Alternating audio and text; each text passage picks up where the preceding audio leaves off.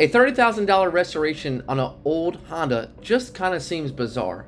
But when you put all the parts together and the value of the time given to this true classic that no longer exists, it might be just worth it. You see, when we took out the old man tan interior, I know we needed to make a big change. And with my goals changing the color, we couldn't stop just there. We went for it all. See, this restoration isn't just about the price tag. It's about taking a classic and completely changing it into what I wanted it to be. By touching every square inch of this vehicle, we have created the ultimate Acura Type S machine that was built by us and for us.